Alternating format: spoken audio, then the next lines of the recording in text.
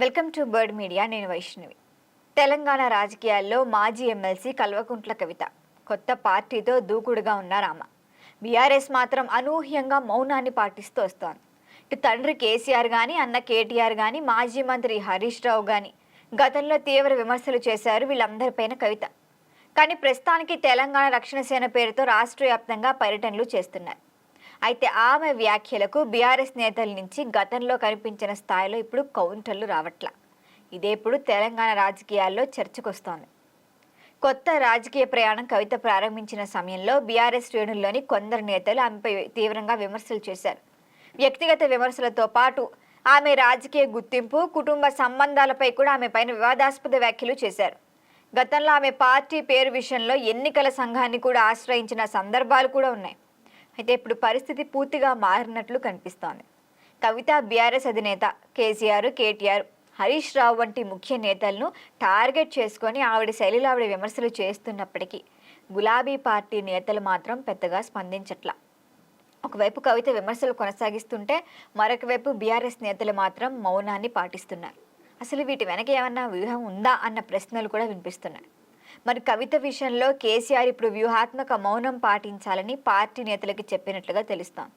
అసలు మీరు కవిత ఎలాంటి వ్యాఖ్యలు చేసినా వెంటనే స్పందించొద్దు, ఆమెను రాజకీయంగా హైలైట్ చేస్తోంది మీరే కాబట్టి సైలెంట్గా ఉండండి అంటూ నాయకత్వం భావిస్తోందని తెలుస్తోంది. ఎందుకంటే కవితపై BRS నేతలు తీవ్రంగా స్పందిస్తే ఆమెకి ఫ్రీగా మరింత ప్రచారం లభించే అవకాశం ఉంటుంది. అంతా అంచనా వేసే సైలెంట్గా ఉన్నట్లు తెలుస్తోంది.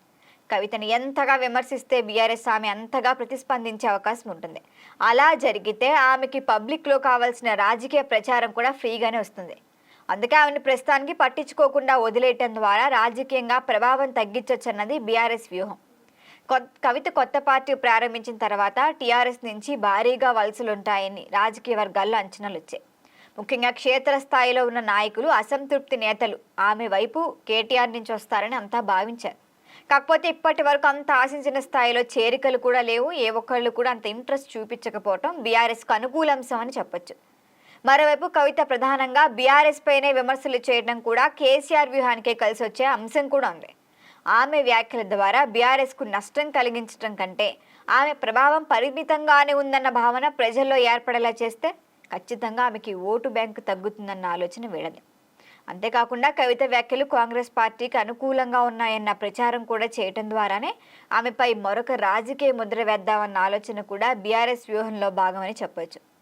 ఆమె వెనుక కాంగ్రెస్ రాజకీయ మద్దతు ఉందన్న భావన ప్రజల్లో గనక తీసుకెళ్లగలిగితే కవితని స్వతంత్ర రాజకీయ శక్తిగా ఎదగకుండా అడ్డుకోవచ్చని KCR భావిస్తున్నట్టు తెలుస్తాం.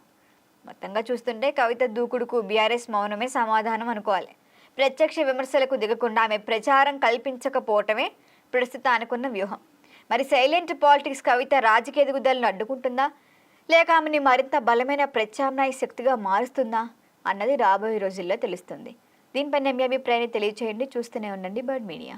ఈ వీడియో మీకు నచ్చినట్లయితే లైక్ చేయండి, షేర్ చేయండి, సబ్స్క్రైబ్ చేయండి. మరిన్ని అప్డేట్ల కోసం మా వాట్సాప్ ఛానల్ను ఫాలో చేయండి.